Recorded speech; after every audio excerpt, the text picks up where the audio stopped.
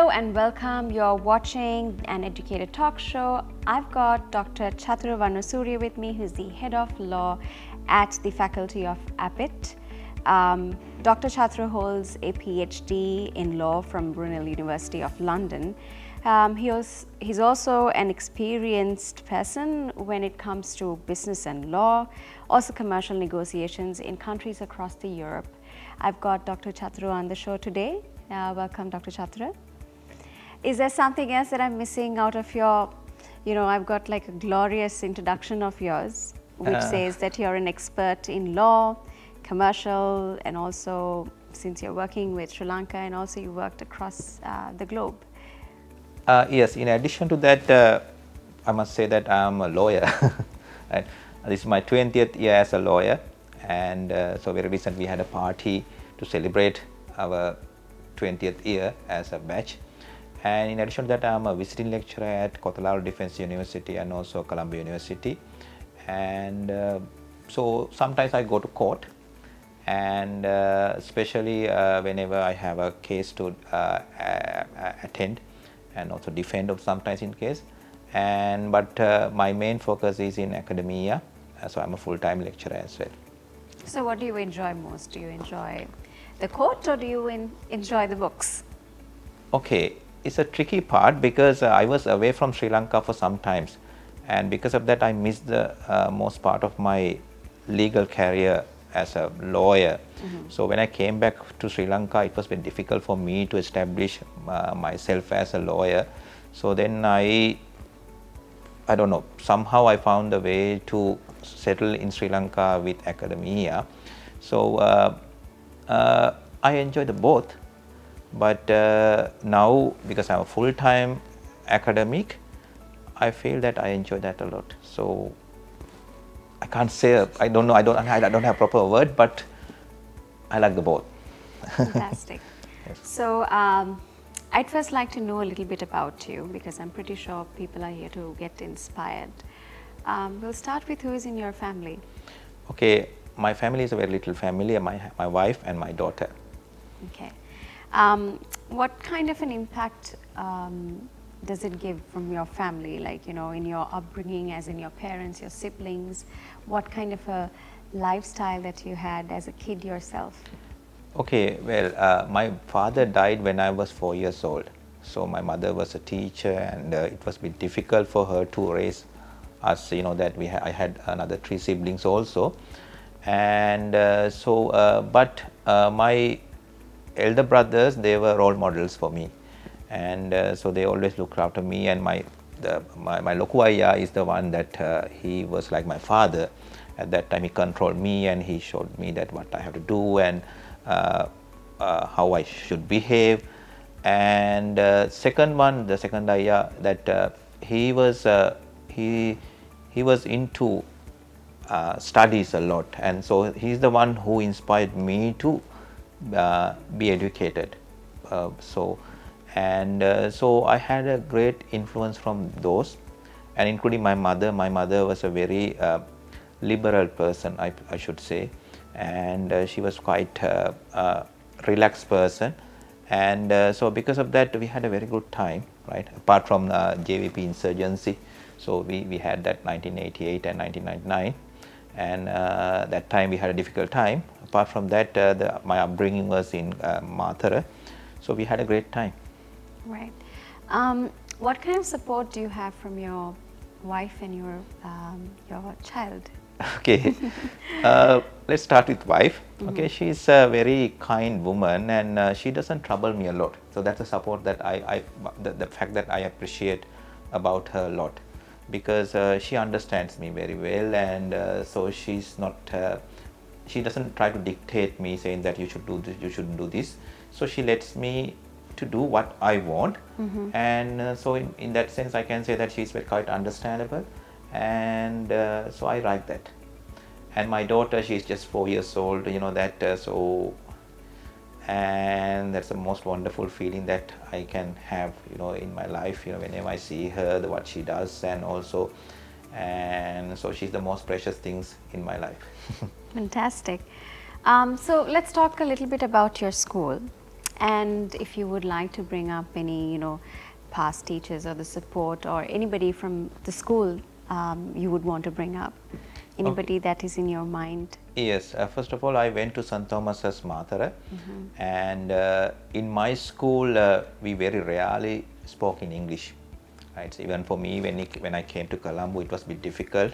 So there was an uphill task for me to learn English, right?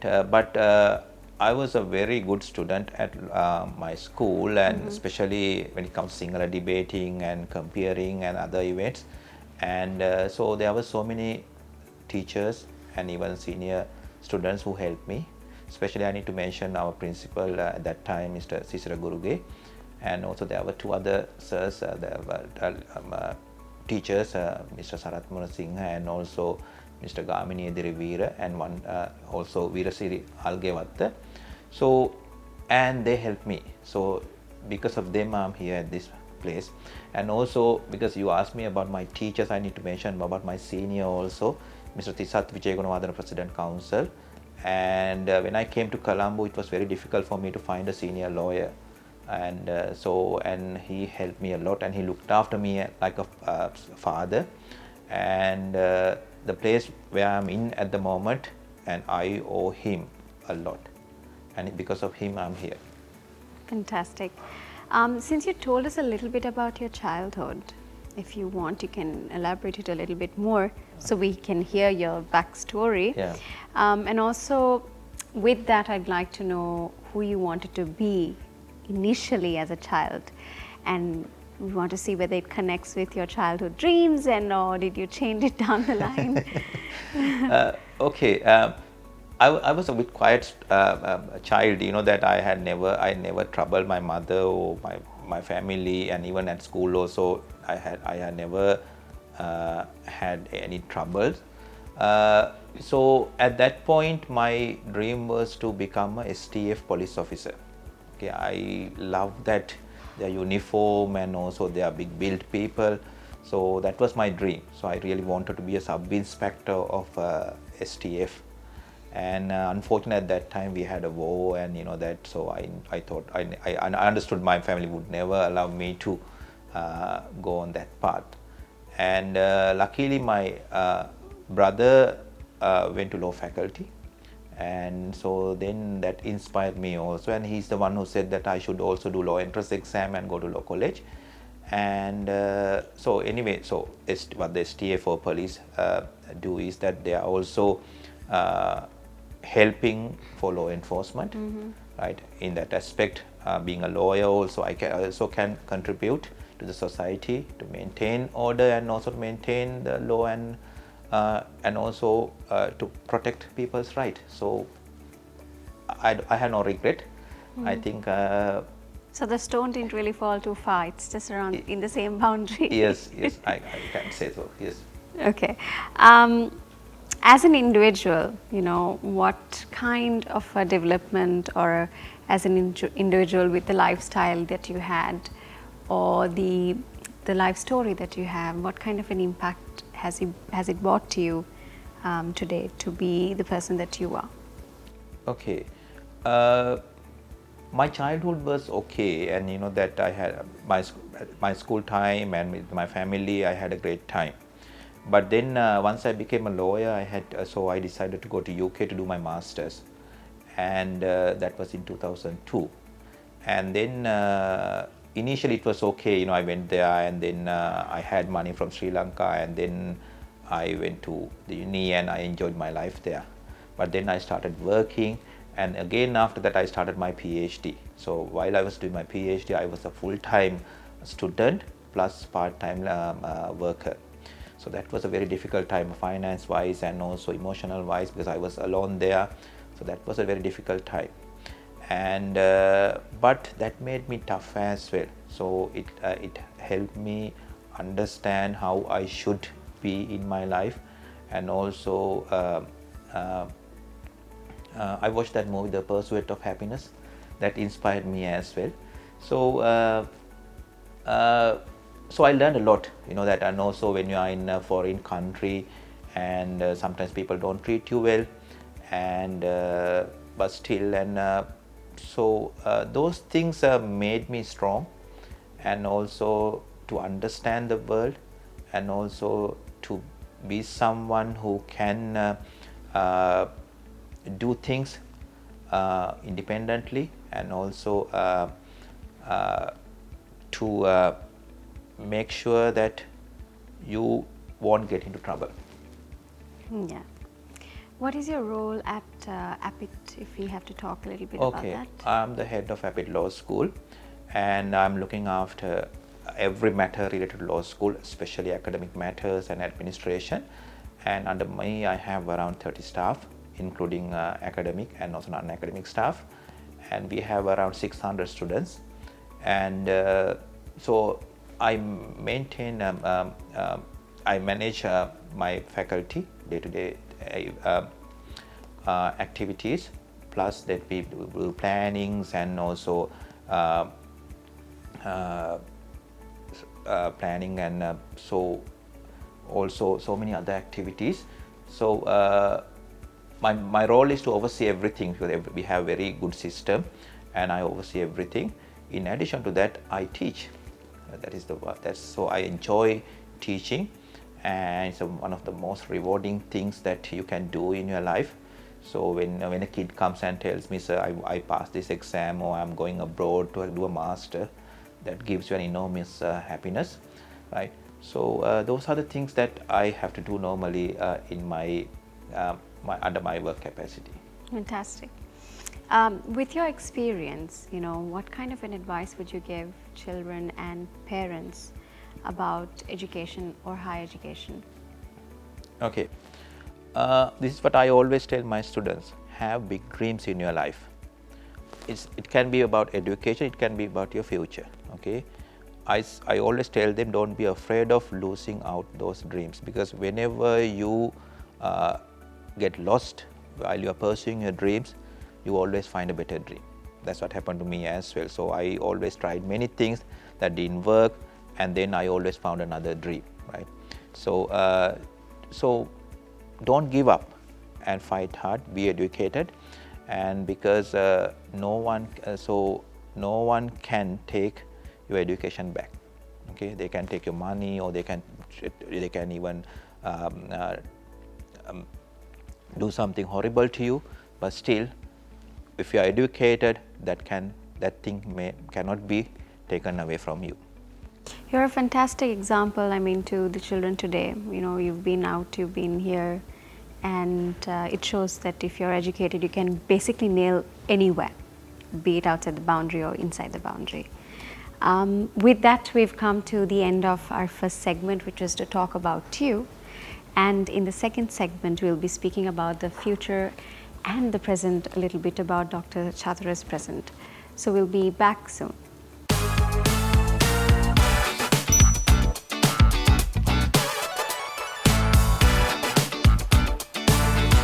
Welcome back to an Educator talk show. We are back in the second segment, which is the present and the future of Dr. Chathura.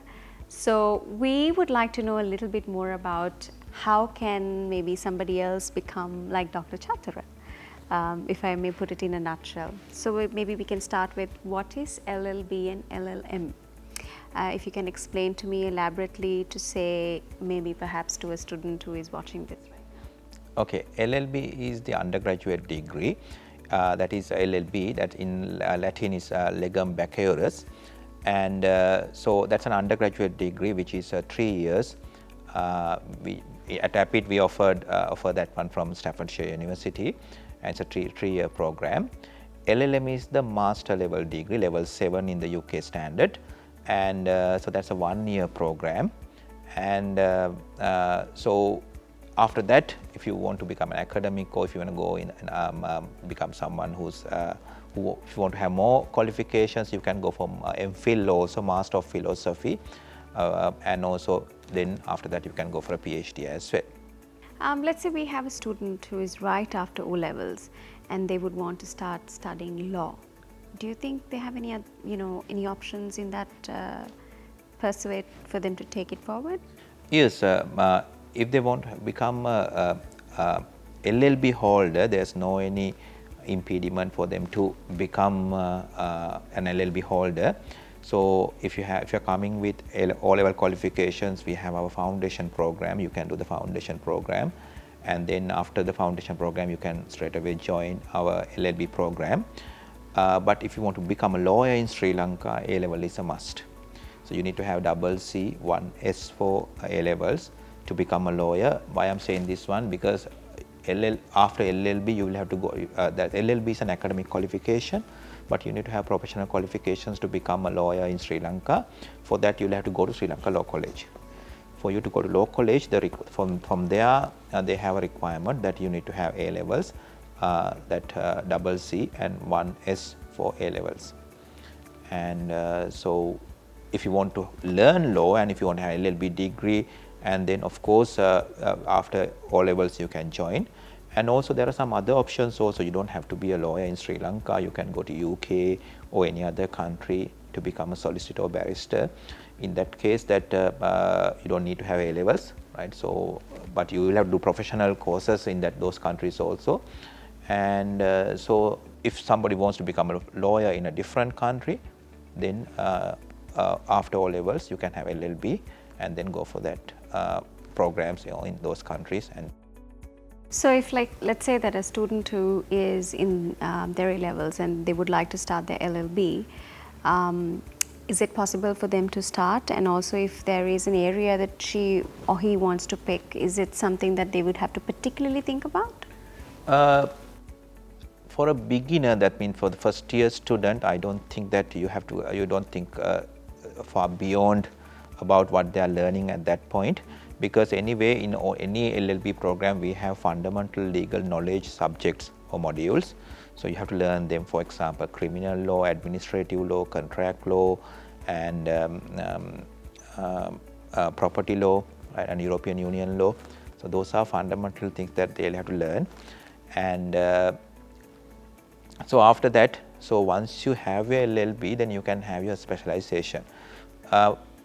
But in reality, it always depends on the senior that you pick. So you can go to criminal lawyer who practices in criminal courts. Then probably then you will also become criminal lawyer because you have to learn from your senior. But if you are going to have if you're going to a civil lawyer, then definitely you will work with civil law matters, because but still if you want to go for a different path, you can do that, or you can have the mix of both, so you can do both as well. So the other question right after this that I'd like to ask is, why all the students have to go to a law college? Can you maybe explain to me, and why isn't it just to any other college, Okay, under the Judicature Act of 1978 in Sri Lanka, for someone to give legal advice or for someone to appear in court on behalf of someone else, right? So you need to have that attorney at law qualification. The only place that you can have attorney at law qualification is law college. So it doesn't matter you are coming from Columbia University or KDU or even Oxford, Cambridge, Harvard, still you will have to do this one to become a lawyer. But it's the same in the UK also. You can have LLB from Oxford or Cambridge, then again you will have to do bar exams or solicitor's exam to become a lawyer. And I don't want to mislead people, so I said that if you are appearing for someone else, you have to be a lawyer, but there's a possibility that in court you can appear by yourself as well for your own case.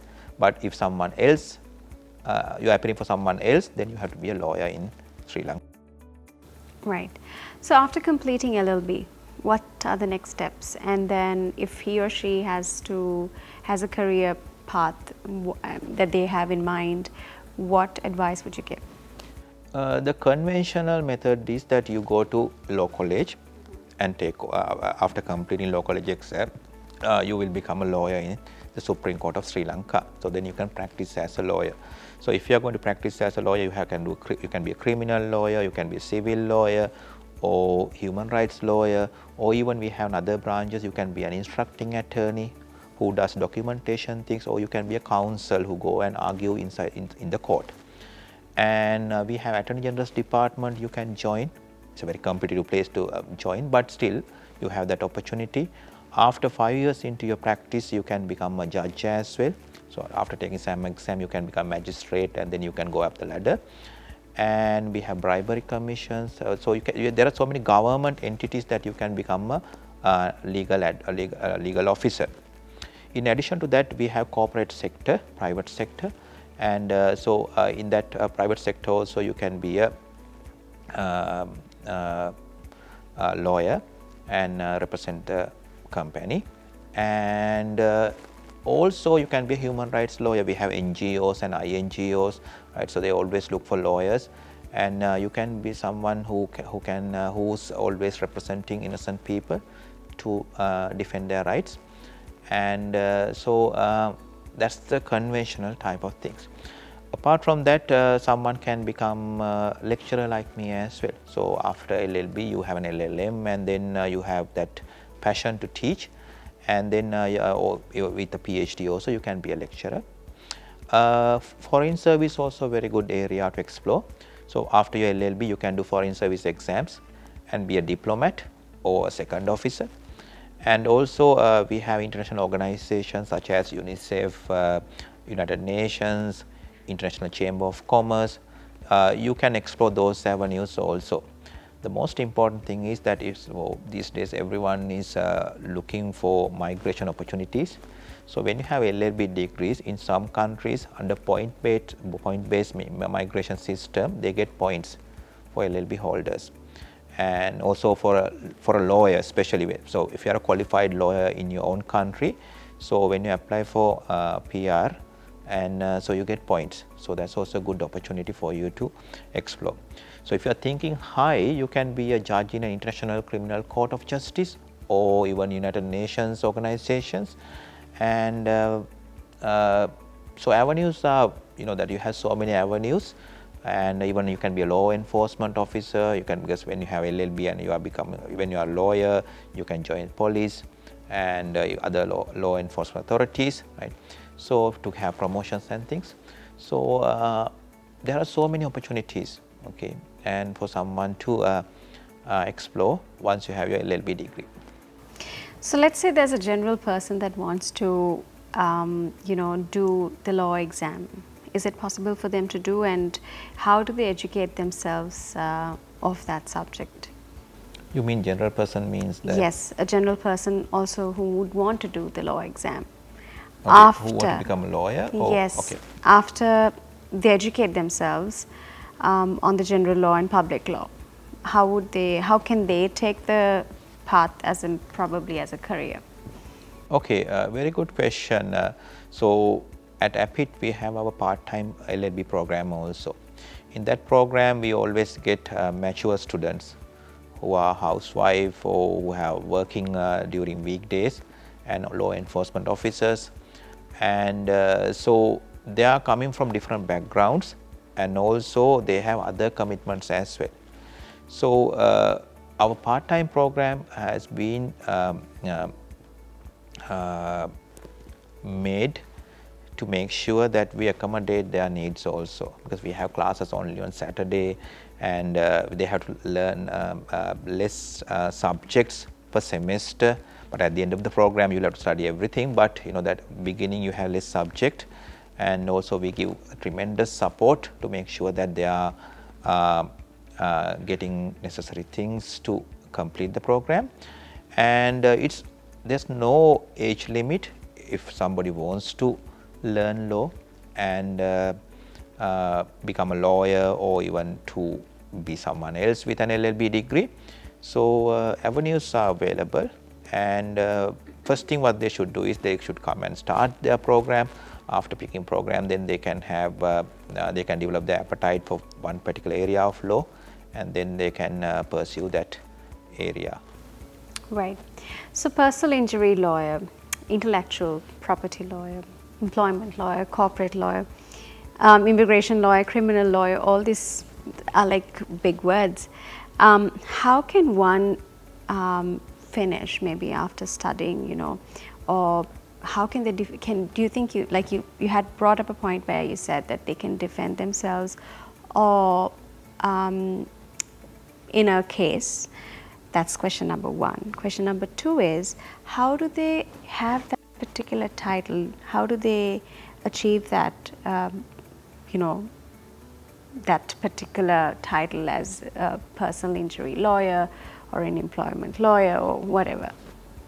It depends on the area that you chose, that for you to have that specialization.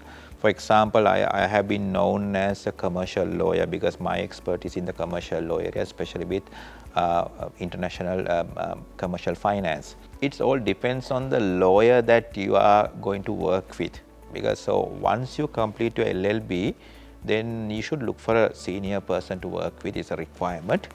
And then at that point you can decide what you have to do, whether you are going to be a commercial lawyer or a land lawyer or divorce lawyer or criminal lawyer. So based on that you can pick a senior lawyer who does those type of cases. So after you started working with him, then you will develop your specialization and you will have more experience, knowledge, and you will learn practical aspects. And then after that then you can appear and you can do works related to that particular area of law, and then you will be known as someone who's good for that particular area of law. Right. Why Appit Law School? Very good question. Okay, and so to be frank with you, and so when I came back to Sri Lanka, I was interviewed by many places. First, so day before my interview with Appit, I went to another place and they offered me the job as well. And when I came to Appit, I fell in love with that environment. I felt it's British because I came back straight away from UK, and when I went to Appit, I felt this is a British place. And we treat everyone equal. You can be a Ph.D. holder, you can be someone without O levels or A levels.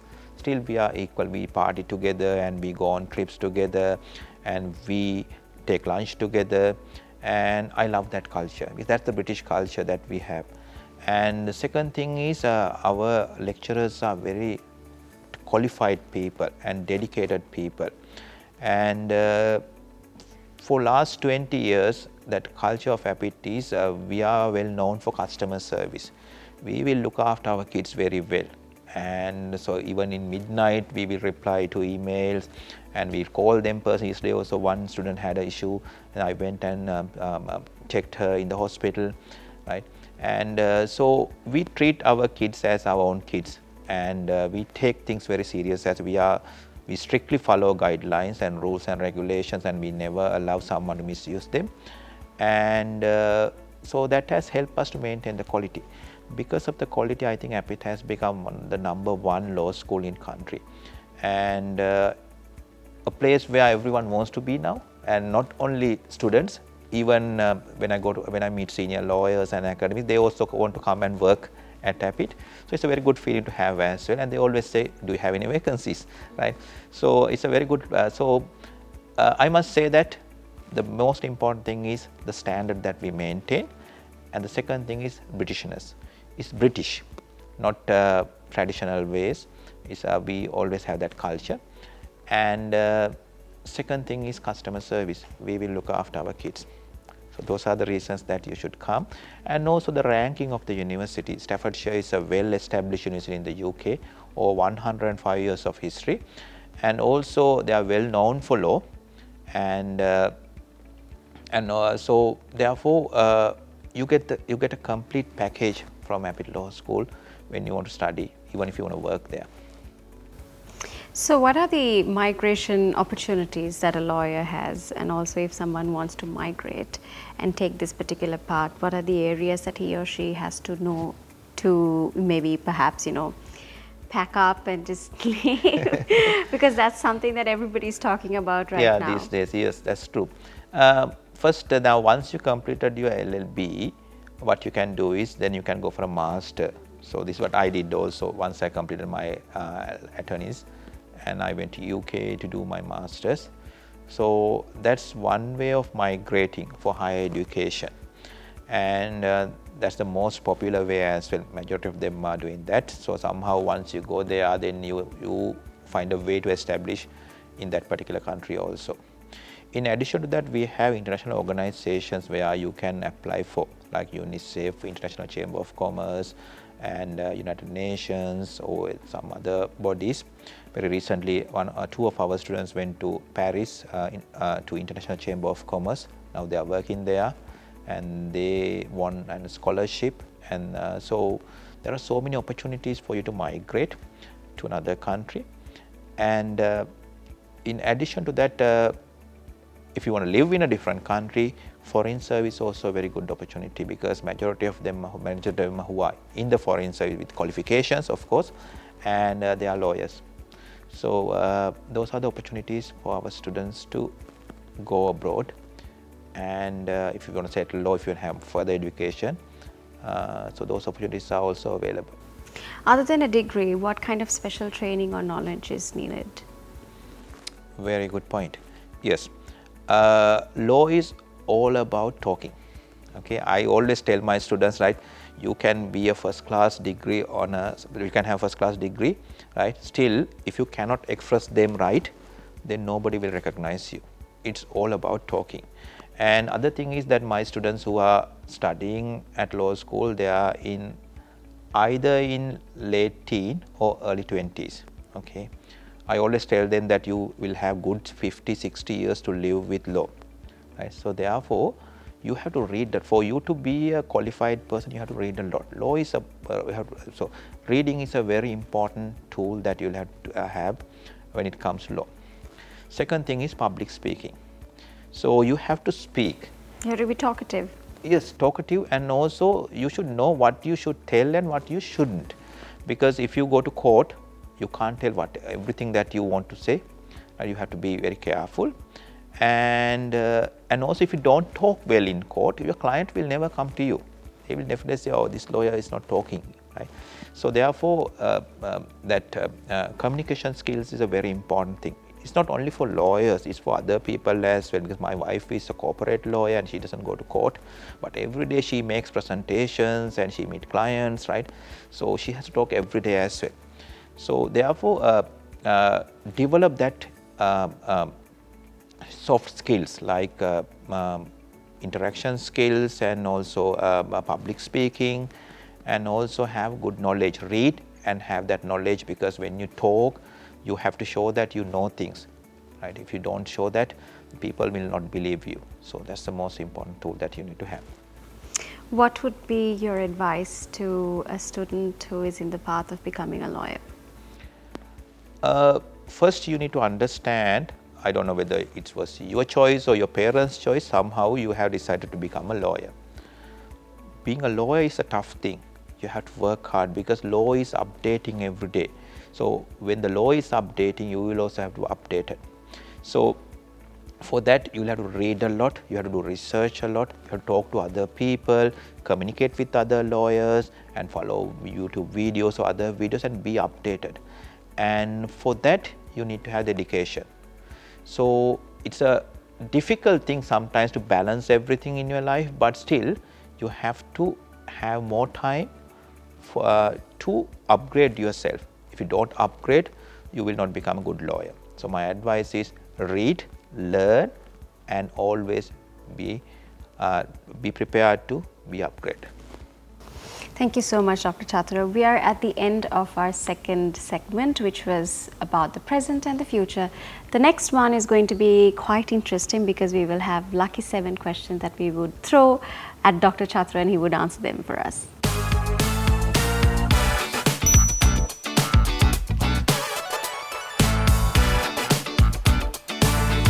Welcome back to an Educator talk show. Right now I'm going to be throwing Dr. Chathura into the deep pool, where we will pick the cards and then he'll have to answer them. We do not know what he's going to be picking out of these questions. So you can go ahead. Okay. How do you balance work and your personal life? Okay. I have to come to work every day, during weekdays.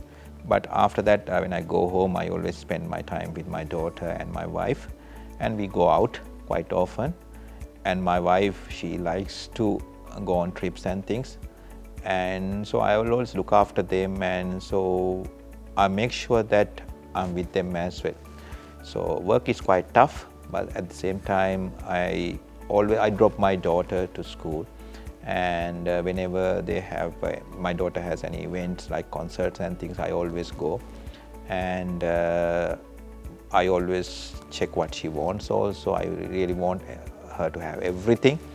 So so far I'm balancing really well, I think. Yes, but I don't know, my wife will say otherwise, but still I'm so sure I'm okay with that. Right. So we'll go ahead and pick another one. I'll pick someone from here. Right. What would you like to do during your leisure time? Watching cricket match, of course. I love watching cricket matches and football. And in addition to that, I really like to have my own personal time, because just to be me, you know, that when I was in England, I was like that, you know, I was on my own, and I like to confine to one place, because I'm a kind of loner also. I enjoy that, and so I like that. But at the end of the day, the most important thing is that I have to spend my time with my daughter. So I enjoy that. I enjoy that a lot, and so at the end, for leisure time, my leisure time is spending time with my family. So we'll pick another one.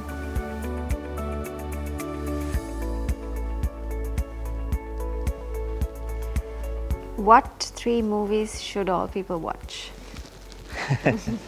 Okay. You said one. Yes. The first one, that's my.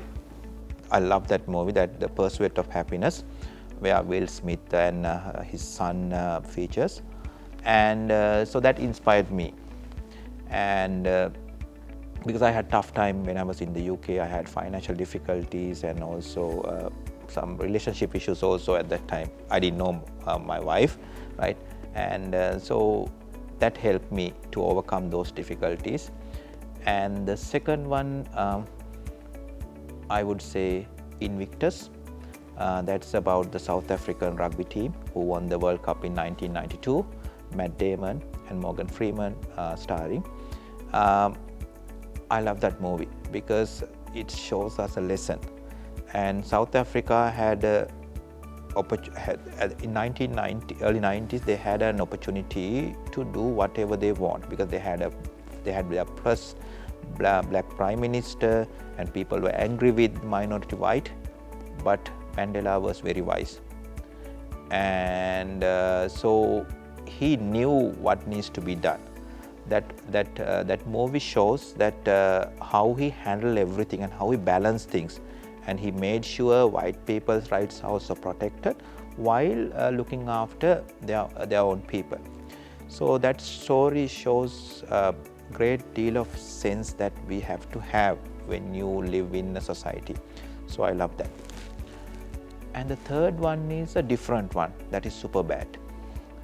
It's a funny movie, and so I like watching funny movies as well. So I always ask everyone to watch that movie. It's so funny, Superbad. Michael Cera and Jonah Hill, and some others are also in that movie. And so you should watch that movie as well. So those 3 movies I can say, and apart from that, I have Saving Private Ryan. I love that movie, and so those are the things. Fantastic.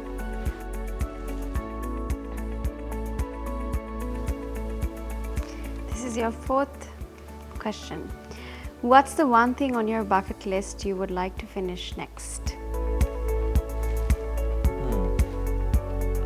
I'm pretty sure you have a bucket list. Okay, I don't have much things, but I really want my daughter to have a good life, and I'm gonna tell her what she should do in her life. But I had a dream to go to Oxford or Cambridge. I was not financially capable and also intellectually capable as well to some extent. And one day I would love to see her at Oxford or Cambridge, or maybe Harvard as well. That's the most important thing that I want to have. But if she doesn't want, that's up to her, right? So if she asks me what I like to see, I would definitely say that.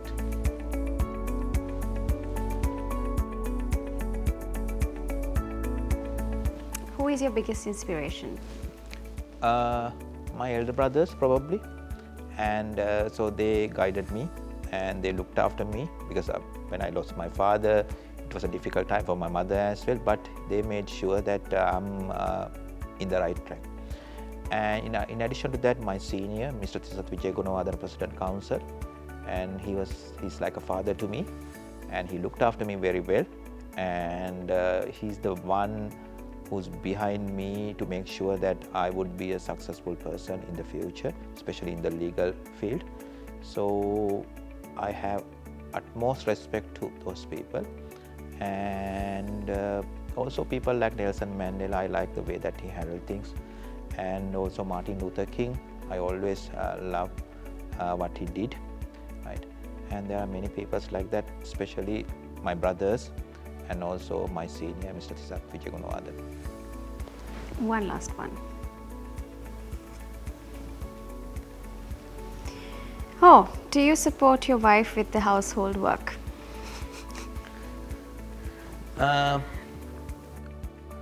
She doesn't do any household work, I guess. But of course, when she asks me to help, I will definitely help. If I don't help, then that will be disaster also. This would maybe inspire people to get married to a lawyer if you give them the right answer. Okay. Of course, I help her. You know that at the end of the day, she is also very precious to me, and I don't want to have any hard time. So whenever she needs help, I will always help, and also I look after matters at home also. So of course, I help her, I can say that. All right, fantastic. It was lovely having you on the show. Thank you so much for all your time, and it was a lovely session to get to know you, and I'm pretty sure anybody who's going to be watching this would definitely get inspired to become a lawyer, or also, you know, teach as well. We're at the end of Dr. Chathura's session. I hope you guys would be inspired by his lovely story. And since we're at the end of the show, as we say, if you can dream it, you can do it.